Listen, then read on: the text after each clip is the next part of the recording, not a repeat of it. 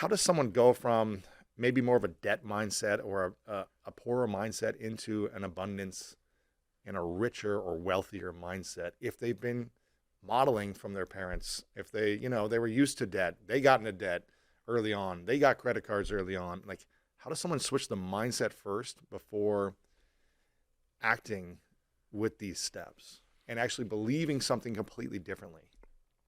Inputs. Yeah. You become who you hang around with and what you read. The old Charlie Tremendous Jones quote, 5 years from today, you'll be the same person you are today, except for the people you hang with and the books you read. So, inputs. Who are you reading? What podcasts are you listening to? I mean, here's the thing. If you want to stay poor and you want to stay in a scarcity mindset, watch Tiger King. If you want to win at life, listen to Lewis on his podcast, because it's about greatness. Yeah. And Tiger King's quite the opposite. Right. So what are you consuming? Are you spending all your time on the cable news network? Because I got to tell you, they're not selling anything but fear. And if you turn the channel one over, you get the Weather Channel, and the tornado's going to kill you. Did you know that? Get a helmet on quick. And so, oh my God, what are your inputs? And I became hyper aware of that during this last season we've all gone through with pandemic and all these other things. The stress level for all of us that were carrying responsibility during those days and the fear of people out there, I started going, okay, you guys need to change your inputs because your brain's about to explode with fear. And because everybody's just watching the count all day long. It's like, oh my gosh. And so I had to really be very conscious to pull back and say, I'm not even going to turn on the computer. I'm just going to open up a book, my Bible. I'm going to go for a walk with nothing in my ears and just hear birds sing. Oh my gosh, you got to watch your inputs, okay? And that's how you change it. Because a buddy of mine, he came out of the hood, he said, getting out of the hood's easier than getting the hood out of you.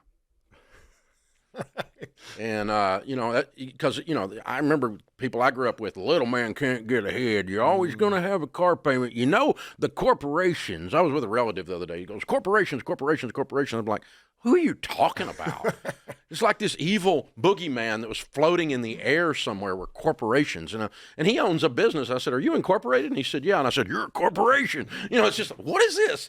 But it's, but it's this little man can't get ahead thing. If you hang out with those people, then you believe it. If you hang out with people say, take it easy, and they mean it, then you're going to take it easy. Yeah. And you're going to be mediocre, and you're not going to leave the cave, kill something, and drag it home.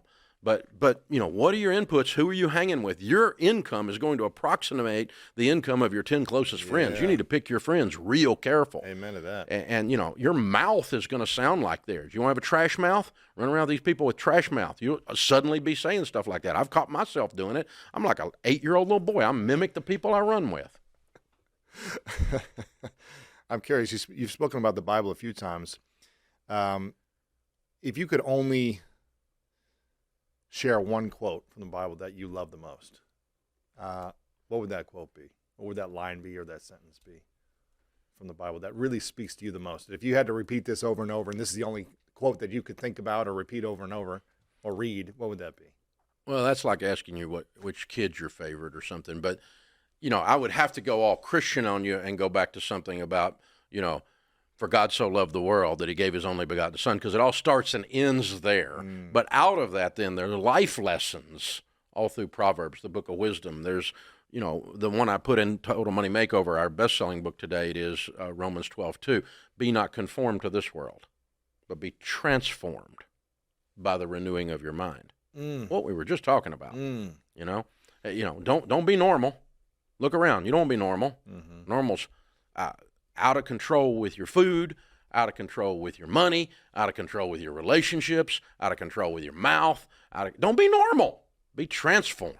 And how do you do that? Your inputs, the renewing of your mind. Before the interview continues, if you feel like you're not living your most authentic life, not leaning into your purpose, and not living the life that your future self would be extremely proud of, I've written a new book called The Greatness Mindset, and I think you're gonna love this. Through powerful stories, science-backed strategies, and step-by-step guidance, The Greatness Mindset will help you overcome all the different challenges in your life to design the life of your dreams and then turn it into your reality. Make sure to click the link below in the description to get your copy today. Okay, let's get back to this video. I love that a lot. I've been here for, I don't know, 10 hours in Nashville. I landed late last night. And I've spoken to a few people just getting from the airport to here, getting to the hotel, and everyone say, hey, what are you doing in Nashville for? I would say, I'm coming to see Dave Ramsey. And every person I've talked to is like, he is so well respected in this community, and he does so much good. And everyone knows who Dave is in Nashville, right? And they also say they also know him around the world, but they know him here in Nashville in a big way because of his heart. I'm curious, it sounds like 40 years, I don't want to date you here, but it sounds like 40 years in business that you've been doing business, decades of wisdom, lots of mistakes early on, and I'm sure you constantly are overcoming challenges. What is the thing that you feel like you need to transform in your life or in business or internally to get to the next level of leadership for yourself, to make an even greater impact, or to renew your own mind in a way of transforming something that could support you at the next level? Wow. I mean, like, there's a laundry list that's so long it's ridiculous. I mean, there's so much work Dave's still got to do. One thing I was working on this morning, because it just happens to be top of mind, is don't sweat the small stuff. Mm-hmm. I get so passionate about everything, and sometimes the wrong things. Mm-hmm. And if you travel around Nashville a little bit more, you'll find people that don't like that. I'll just tell you. They don't agree with me on that, and they don't like Dave, and there's plenty of haters out there, believe me. And some of them are well-earned. Just like some of the respect is well-earned and some of it's not, right? But don't sweat the small stuff. Yeah, really. I mean, because because everything, I die on the wrong hill too often. Really? Yeah. Can you give me an example of what that might look like? Is like the little detail that doesn't go the way you want it, then you get, passionate about it? Or... I was in a church board meeting many, many years ago, and one of the old guys in there, he's like 80 years old. We're in there arguing about something about around the church, and he gets up and starts walking out. We're like, where are you going? He goes, y'all aren't arguing about anything that matters in 5 years. Wow. And I do that. I argue about stuff that matters by the end of the day. Because I like to argue. I'm a hillbilly, right? But B, I'm so wired up and over-caffeinated and passionate and everything else that personality style, and I just have to, it's a maturity thing I have to work on at 62 freaking years old. Come on. Wow. What do you think is the quality that you appreciate about yourself the most? Oh, Lord. Would it be humility? No. How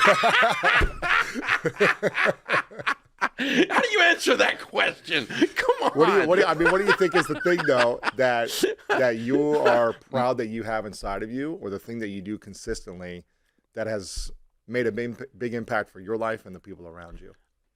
I hope somewhere around my tombstone it says he left it all on the field. I hope somewhere around my tombstone it says he loved people. Yeah. Because those are the two things that I believe about myself.